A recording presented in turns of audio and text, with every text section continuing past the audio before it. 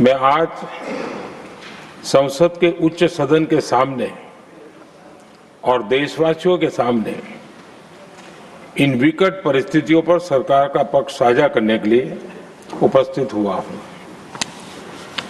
पश्चिम Asia में चल रहे इस युद्ध को 3 सप्ताह से अधिक का समय हो चुका है। इस युद्ध ने पूरे विश्व में गंभीर ऊर्जा संकट पैदा कर दिया है। भारत के लिए भी ये स्थिति चिंताजनक है। इस युद्ध से हमारे व्यापार के रास्ते प्रभावित हो रहे हैं। इससे पेट्रोल, डीजल, गैस और फर्टिलाइजर जैसे जरूरी सामान की रूटीन सप्लाई प्रभावित हो रही है।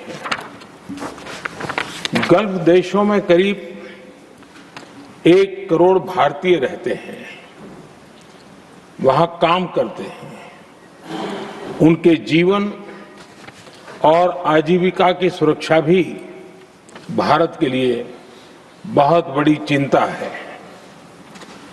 होर्मुज स्ट्रेट में दुनिया के अनेक जहाज फंसे हैं। उनमें बहुत बड़ी संख्या में भारतीय क्रू मेंबर्स हैं। ये भी भारत के लिए एक बड़ी चिंता का विषय है।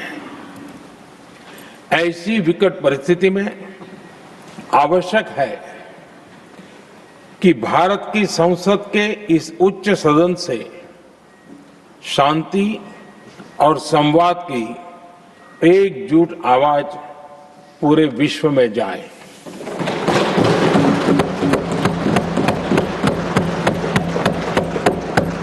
सभापति जी, युद्ध की शुरुआत के बाद से मैंने पश्चिम एशिया के ज्यादातर देशों के राष्ट्राध्यक्षों के साथ 2 राउंड फोन पर बात की है।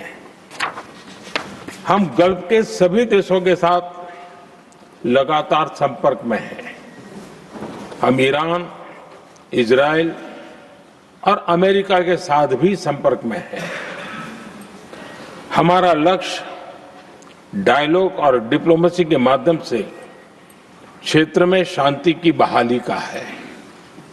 हमने डी एस्केलेशन और हॉर्मुज स्ट्रेट खोले जाने पर भी उनसे बात की है। कमर्शियल जहाजों पर हमला और हॉर्मुज स्ट्रेट जैसे अंतर्राष्ट्रीय जलमार्ग में रुकावट अस्वीकार्य है। भारत ने नागरिकों पर, सिविल इंफ्रास्ट्रक्चर पर, एनर्जी और ट्रांसपोर्ट से जुड़े इंफ्रास्ट्रक्चर पर हमलों का विरोध किया है।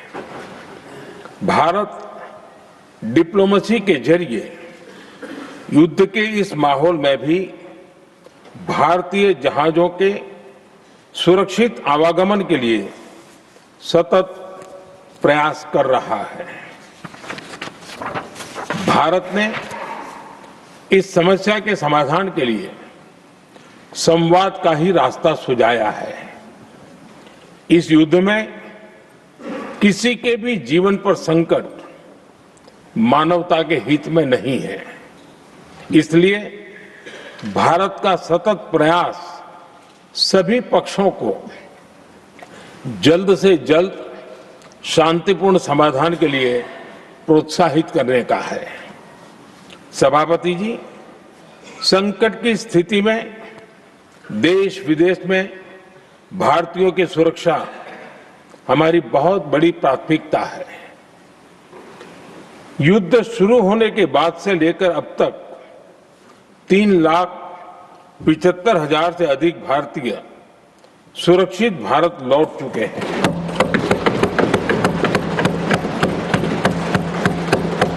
ईरान से ही अभी तक 1,000 से अधिक भारतीय सुरक्षित वापस लौटे हैं।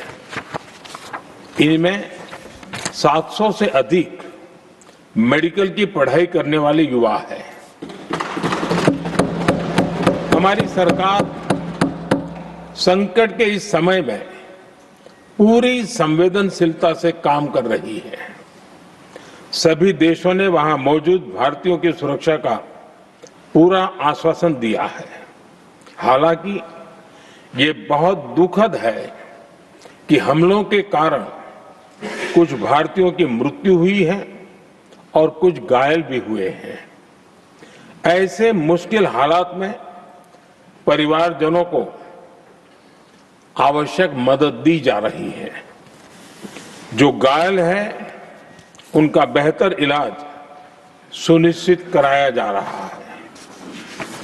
सभापति जी, हॉर्मुज स्ट्रेट विश्व व्यापार के सबसे बड़े रूट्स में से एक है।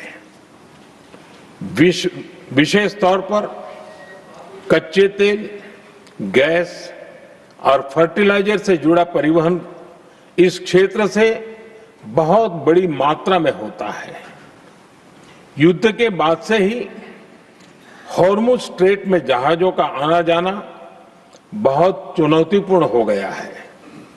लेकिन विपरीत परिस्थितियों के बावजूद हमारी सरकार ने संवाद से, कूटनीति के माध्यम से रास्ते बनाने का प्रयास किया है।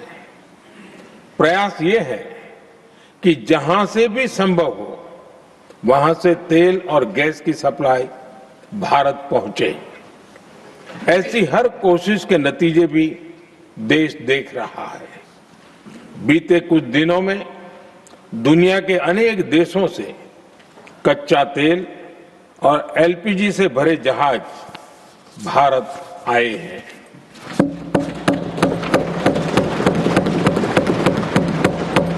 इस दिशा में हमारे प्रयास आने वाले दिनों में भी जारी रहेंगे।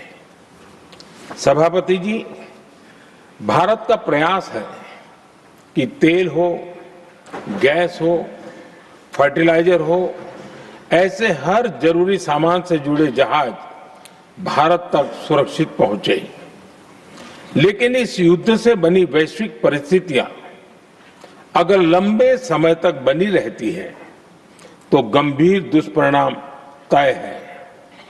इसलिए भारत ने अपनी रेजिलियंस बढ़ाने के लिए जो भी प्रयास बीते वर्षों में किए हैं, उनको और गति दे रहा है। सभापति जी, कोई भी संकट हो, वो हमारे हौसलों और हमारे प्रयास दोनों की परीक्षा लेता है। देश ऐसे संकटों का बेहतर तरीके से सामना कर सके, इसके लिए बीते 11 वर्षों में निरंतर निर्णय लिए गए हैं। एनर्जी इंपोर्ट का डाइवर्सिफिकेशन ऐसे ही प्रयासों का हिस्सा है। पहले क्रूड ऑयल, एलएनजी, एलपीजी ऐसी एनर्जी जरूरतों के लिए 27 देशों से इंपोर्ट किया जाता था। वहीं आज भारत 41 देशों से एनर्जी इंपोर्ट करता है। बीते दशक में भारत ने संकट के ऐसे ही समय के लिए कच्चे तेल के भंडारण को भी प्राथमिकता दी है। हमारी तेल कंपनियां संकट के समय के लिए काफी मात्रा में पेट्रोल और डीजल का भंडार रखती हैं। बीते 11 वर्षों में 53 लाख मीट्रिक टन से अधिक का स्ट्रेटेजिक पेट्रोलियम रिजर्व भी डेवलप किया गया है और 65 लाख मीट्रिक टन से अधिक के रिजर्व की व्यवस्था पर देश काम कर रहा है। साथ ही बीते दशक में भारत की रिफाइनिंग कैपेसिटी भी अच्छी खासी बढ़ाई गई है। मैं आपके माध्यम से सदन को और देश को ये आश्वासन देना चाहता हूं कि भारत के पास क्रूड ऑयल के पर्याप्त स्टोरेज के और निरंतर सप्लाई की व्यवस्थाएं हैं। सभापति जी, हमारी सरकार की कोशिश है कि ईंधन के किसी एक ही स्रोत पर ज्यादा निर्भरता न रहे। सरकार घरेलू गैस सप्लाई में एलपीजी के अलावा पीएनजी पर भी बल दे रही है। बीते दशक में देश में पीएनजी कनेक्शन पर अभूतपूर्व काम हुआ है।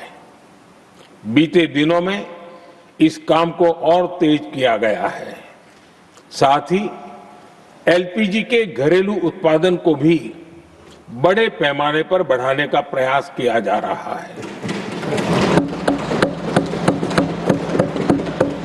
सभापति जी, बीते वर्षों में सरकार का निरंतर प्रयास रहा है कि हर सेक्टर में दूसरे देशों पर निर्भरता कम से कम हो, हम ज्यादा से ज्यादा आत्मनिर्भर हो, यही एकमात्र विकल्प है।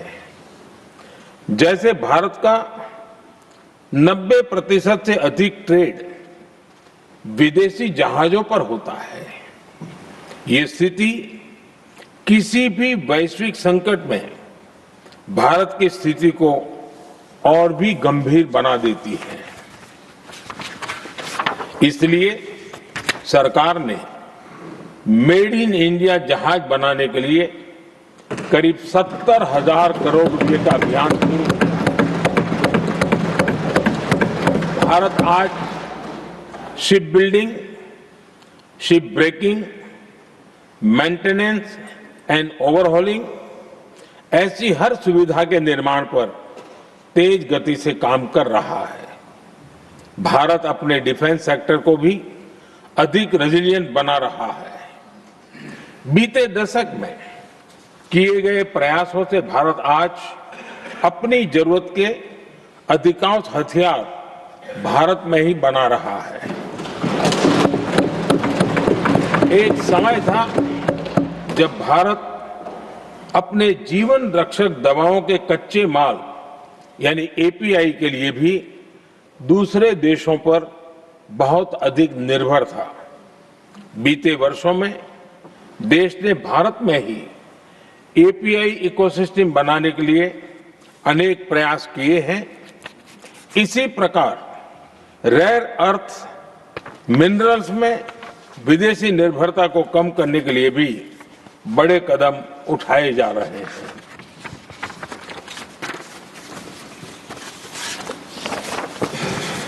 आदरणीय सभापति जी, वर्तमान संकट ने पूरी दुनिया की इकोनॉमी को हिला दिया है। अभी तक पश्चिम एशिया में जो नुकसान हुआ है उससे रिकवर होने में भी दुनिया को बहुत समय लगेगा।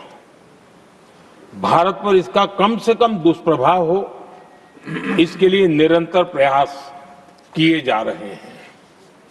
हमारी इकोनॉमी के फंडामेंटल्स मजबूत हैं और सरकार पल पल बदलते हालात पर नजर रखे हुए है। सरकार इसके शॉर्ट टर्म, मीडियम टर्म और लॉन्ग टर्म ऐसे हर प्रभाव के लिए एक रणनीति के साथ काम कर रही है। भारत सरकार ने एक इंटर मिनिस्ट्रियल ग्रुप भी बनाया है।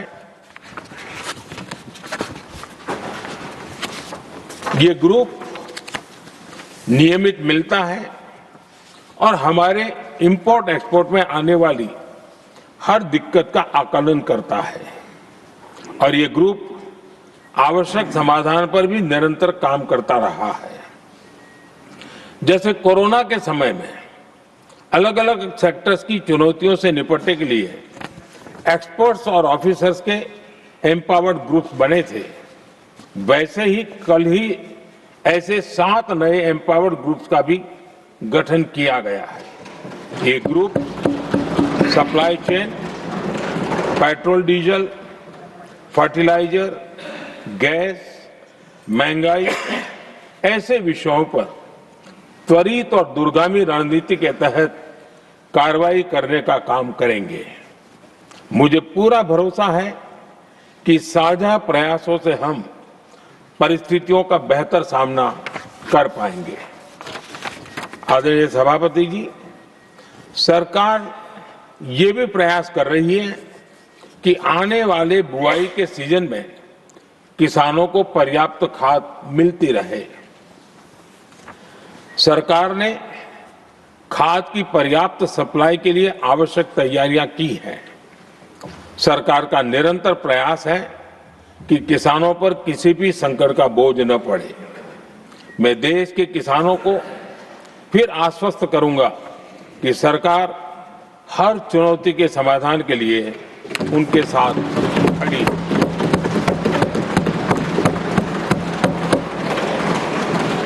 आदरणीय सभापति जी, ये राज्यों का सदन है। आने वाले समय में ये संकट हमारे देश की बड़ी परीक्षा लेने वाला है और इस परीक्षा में सफलता के लिए राज्यों का सहयोग बहुत आवश्यक है। इसलिए इस सदन के माध्यम से मैं देश के सभी राज्यों की सरकारों से भी कुछ आग्रह करना चाहता हूं। संकट के समय गरीबों पर, श्रमिकों पर, प्रवासी साथियों पर बहुत बुरा असर पड़ता है। इसलिए पीएम गरीब कल्याण अन्न योजना का लाभ समय पर मिलता रहे, ये सुनिश्चित करना होगा। जहां प्रवासी श्रमिक साथी काम करते हैं, उनकी परेशानियों को दूर करने के लिए प्रोएक्टिव कदम उठाए जाएं। ऐसी स्थितियों पर नजर रखने के लिए राज्य सरकारें विशेष व्यवस्थाएं करें तो इससे काफी सुविधा होगी। राज्य सरकारों को एक और चुनौती पर भी बहुत अधिक ध्यान देना होगा। ऐसे समय में कालाबाजारी करने वाले, जमाखोरी करने वाले बहुत एक्टिव हो जाते हैं। जहां से भी ऐसी शिकायतें आती हैं, वहां त्वरित कार्रवाई होनी चाहिए। जरूरी चीजों की सप्लाई निर्बाध चलती रहे, ये सुनिश्चित करना हर राज्य की प्राथमिकता होनी चाहिए। आदरणीय सभापति जी, मैं सभी राज्य सरकारों से एक अनुरोध और करना चाहता हूं। संकट चाहे कितना भी बड़ा हो, भारत की तेज ग्रोथ बनाए रखना हम सभी का दायित्व है। हमें इसके लिए हर जरूरी कदम, हर जरूरी रिफॉर्म्स तेजी से करते रहने होंगे। ये राज्य सरकारों के पास बहुत बड़ा अवसर भी है। ये टीम इंडिया की भी बहुत बड़ी परीक्षा है। कोरोना के महासंकट में केंद्र और राज्यों ने टीम इंडिया बनकर कोविड मैनेजमेंट का एक बेहतरीन मॉडल सामने रखा था। अलग अलग पॉलिटिकल पार्टी की सरकारें होने के बावजूद टेस्टिंग, वैक्सीनेशन से लेकर जरूरी चीजों की आपूर्ति टीम इंडिया के प्रयासों से ही सुनिश्चित हो पाई थी। हमें उसी भावना के साथ आगे भी काम करना है। सभी राज्य सरकारों और केंद्र सरकार के प्रयासों से देश इस गंभीर वैश्विक संकट का प्रभावी रूप से सामना कर पाएगा। आदरणीय सभापति जी, ये संकट अलग प्रकार का है और इसके समाधान भी अलग प्रकार से ही तय किए जा रहे हैं। हमें धीरज के साथ, संयम के साथ, शांत मन से हर चुनौती का मुकाबला करना है। आदरणीय सभापति जी, जैसा कि हम देख रहे हैं कि इस युद्ध को लेकर पल पल में हालात बदल रहे हैं, इसलिए मैं देशवासियों से भी कहूंगा कि हमें हर चुनौती के लिए तैयार रहना ही होगा। इस युद्ध के दुष्प्रभाव लंबे समय तक रहने की प्रबल आशंका है, लेकिन मैं देशवासियों को भरोसा देता हूं, सरकार सतर्क है, तत्पर है और पूरी गंभीरता से रणनीति बना रही है, हर निर्णय ले रही है। देश की जनता का हित हमारे लिए सर्वोपरि है। यही हमारी पहचान है, यही हमारी ताकत है। इसी भावना के साथ मैं अपना वक्तव्य समाप्त करता हूं। बहुत बहुत धन्यवाद। Message from Lok Sabha Secretary General. Sir, with your kind permission, I rise to report that the Lok Sabha, at its sitting held on the 23rd of March 2026, adopted the following motion No, in regard after to... the statement, let him come. Wait, let him come. In regard... तो प्रधानमंत्री नरेंद्र मोदी को आप राज्यसभा में सुन रहे थे। देखिए, कल लोकसभा में और आज राज्यसभा में प्रधानमंत्री नरेंद्र मोदी ने स्पष्ट कर दिया है कि भारतीयों की सुरक्षा हमारी प्राथमिकता है।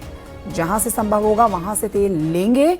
मिडिल ईस्ट में हालात अभी ठीक नहीं चल रहे हैं, इनको सामान्य होने में समय लगेगा, लेकिन भारत के अंदर क्रूड ऑयल और गैस पर्याप्त है इस समय अपने देशवासियों को देने के लिए। चिंता वाले हालात नहीं हैं। मिडिल ईस्ट में, पश्चिम एशिया में जो हालात है उस पर हमारी ज़रूर निगाहें हैं, क्योंकि वहाँ पर चिंता वाले हालात बने हुए हैं। 41 देशों से ऊर्जा उत्पाद आयात करते हैं। संवाद से समाधान के पक्ष में है भारत।